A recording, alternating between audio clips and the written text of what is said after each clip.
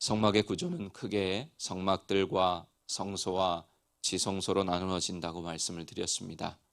성막들은 성막의 울타리와 성막의 문과 번제단과 물두멍으로 구성이 되어 있습니다. 오늘은 성막의 울타리에 대해서 살펴보고자 합니다. 성막의 울타리는 총 60개의 기둥으로 구성되어 있고 모두 노수로 만들어졌습니다. 남쪽과 기둥에 20개 기둥이 세워지고 동쪽과 서쪽에 10개의 기둥이 세워졌습니다. 기둥에 세마포 휘장을 쳤습니다. 기둥의 높이는 5규빗 정도, 5규빗이라고 했으니까 약 2.5m 정도가 되고, 또 받침은 노시고 갈고리와 가름대는 은으로 만들었습니다. 우리가 일반적으로 울타리, 담 이렇게 생각하면 왠지 답답한 느낌이 들죠. 오늘 교회 담이 높다, 뭐 그런 이야기들 하죠. 한마디로 교회가 세상과 소통이 안 된다는 것입니다. 성막을 생각할 때도 마찬가지입니다. 왠지 울타리가 없으면 답답하지 않고 이스라엘 백성들과 하나님 사이의 소통도 더 좋아질 것 같은데, 하나님은 성막의 울타리를 만들라고 하십니다. 그 의미를 한 3가지 정도로 살펴보겠습니다. 첫 번째로, 울타리는 예수 그리스도를 의미합니다. 울타리를 만들 때 노수로 만들라고 했죠. 노수는 바로 예수 그리스도를 성경에서 의미합니다. 이스라엘 백성들이 광야에서 하나님께 원망하고 불평했을 때 하나님은 불뱀을 보내서 그들을 징벌하셨습니다. 그리고 모세에게 명하여 놋뱀을 만들어 장대에 매달아 그것을 바라보는 사람마다 살 것이라고 말씀하셨습니다. 예수께서 이 사건을 빗대어 요한복음 3장 14절에서 15절에 모세가 광야에서 놋뱀을 든 것 같이 인자도 들려야 하리니 이는 저를 믿는 자마다 영생을 얻게 하려 하심이라, 이렇게 친히 말씀하셨습니다. 그러므로 울타리는 예수 그리스도를 의미하고, 울타리 안에 있다는 것은 예수 그리스도 안에 있다는 것을 의미하는 것입니다. 울타리의 기둥의 높이 2.5m 정도라고 했습니다.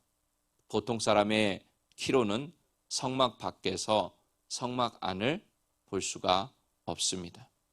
성막 밖에서 보면 성막의 안은 안 보이고 세마포 천막만 보입니다. 예수님을 모르는 사람들은 밖에서 그저 세마포 그 울타리 친 천막만 바라보듯이 예수님의 겉모습만을 바라보고 또 알고 있는 거죠. 예수가 하나님이시다, 예수가 구원자이시다, 구세주이시다, 이런 사실은 모르고 그저 하얀 세마포 천막만 보이니까 예수님을 그저 세계 4대 성인 중 한 사람이다, 참 훌륭한 사람이다, 뭐 인격이 뛰어난 사람이다, 뭐 좋은 일을 많이 한 사람이다, 뭐 이렇게밖에는 알지 못하는 겁니다. 예수님의 참된 모습을 알려면 어떻게 될까요? 성막 안으로, 울타리 안으로 들어와야 합니다. 오늘날로 말하면 교회 안으로 들어와야 한다는 것입니다. 예수님은 교회 안에 들어올 때 진정으로 만날 수 있다는 사실, 우리 예수님께서 교회를 통해서 우리와 만나신다는 사실 꼭 믿으시기를 바랍니다. 두 번째로, 울타리는 안전과 보호를 의미합니다. 울타리 안은 보호를 받지만 울타리 밖은 그렇지 않죠. 울타리는 광야의 모래 바람이 몰아치는 악조건 가운데 성막과 성막 안에 있는 사람, 또 그 성물들을 보호하기 위해서 만들어졌습니다. 즉, 그리스도 안에 있을 때 우리는 하나님의 보호를 받을 수 있는 것입니다. 노아 때의 얘기를 우리가 잘 알고 있죠. 노아의 홍수가 일어났을 때 누구만 보호를 받았고 구원을 받았습니까? 방주라고 하는 그 하나님이 지시하신 그 구원의 울타리 안으로 들어온 사람만 생명을 보존받았습니다. 노아가 방주를 짓는 그 100년이 넘는 기간 동안에 그 주변의 사람들에게 얼마나 많이 이야기를 했겠습니까? 사람들마다 노아를 보고 왜 그걸 짓냐고, 왜 이런 멍청한 짓을 하냐고, 왜 이렇게 미련하냐고 그럴 때마다 노아는 하나님이 말씀하셨다고 하면서 홍수가 일어날 거라고 하면서 분명히 이야기했을 것입니다. 그렇지만 아무도 귀를 기울이지 않고 결국은 방주 안으로 들어간 노아를 포함해 가족 8명만이 구원을 받게 됩니다. 노아 홍수가 일어났을 때 방주 밖에 있던 사람들 중에는 세상에는 법 없이도 사는 그런 착한 사람들 분명히 있었을 겁니다. 또 요즘 말로 도덕적이고 윤리적인 사람도 분명히 있었을 것입니다. 남을 도와주는 사람, 착한 일 하는 사람 분명히 있을 것이에요. 겉으로는 하나님을 섬기는 사람도 있었을 겁니다. 왜냐하면 그 족보를, 성경의 족보를 보면 분명히 연수를 계산하면 하나님을 아는 사람들이 있었어요. 하지만 그 모든 것들이 보호받을 수 있는 조건이 되지 못했습니다. 오직 방주 안에 들어와야 살 수 있었던 것입니다. 하나님은 지금도 방주 대신 그리스도 안에 있는 하나님의 백성들을 보호하십니다. 다윗은 시편 23편에서 자기가 사망의 음침한 골짜기를 다녀도 해를 두려워하지 않은 이유가 하나님께서 함께 하시기 때문이다. 즉 하나님의 품 안에 있기 때문이다. 이렇게 하나님이 보호하시기 때문이다. 노래하였습니다. 우리의 인생의 최고의 안전지대, 그것은 그리스도라는 사실을 믿어야 합니다. 예수님은 모든 죄인들의 도피성이 되시고 또 생명의 방주가 되십니다. 가장 안전한 우리의 인생의 울타리가 되신다는 사실 믿으시기를 바랍니다. 세 번째로 울타리는 구별의 의미가 있어요. 구별. 울타리를 쳐놓는 이유가 뭘까요? 울타리 안과 밖을 구분하기 위해서입니다. 울타리를 들고 안과 밖을 구분하지만 울타리 안에 거하는 것과 울타리 밖에 거하는 것은 천지 차이죠. 주님은 마태복음 25장에서 양과 염소를 구별하셨어요. 기름을 준비한 슬기로운 처녀와 기름을 준비하지 못한 어리석은 처녀를 구별하셨어요. 마지막 때에 하나님은 알곡과 가라지를 구별하십니다. 장소를 거룩하게 구별하면 성소가 되고 또 나를 거룩하게 구별하면 성일이 되고 물건을 거룩하게 구별하면 성물이 되고 사람을 거룩하게 구별하면 성도가 되는 것입니다.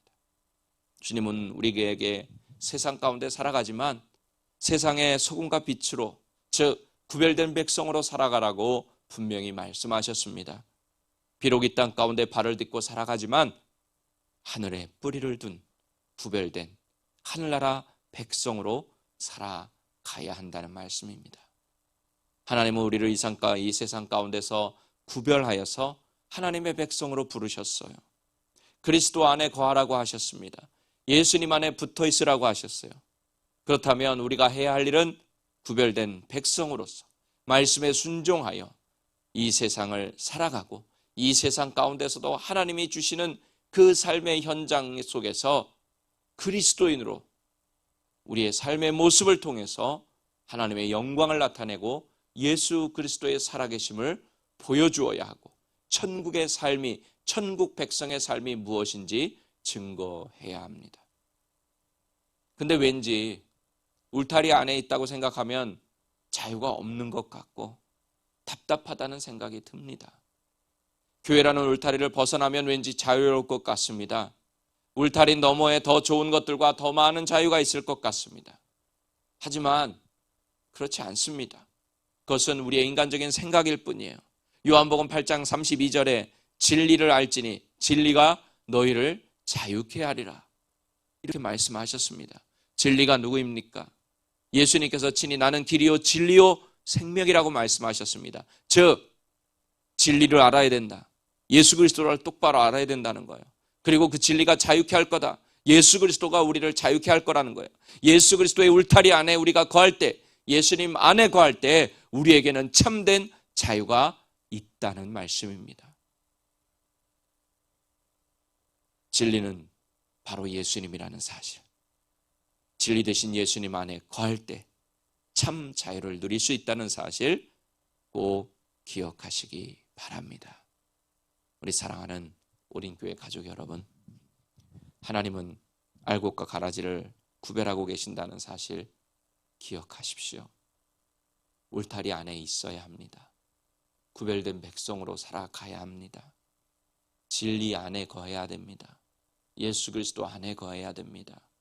세상에서 살아가지만 소금과 빛으로 구별된 삶을 똑바로 살아야 합니다. 그 울타리 안에 있을 때 우리는 안전하게 보호받고 하나님께서 하나님의 백성들에게 그리스도를 통해서 주시는 참된 자유와 행복과 평강을 누릴 수 있습니다. 예수 그리스도라고 하는 그 안전한 생명의 울타리 안에 거함으로 진정한 자유와 은혜를 누리는 우리 모두가 되기를 예수님의 이름으로 간절히 축원합니다.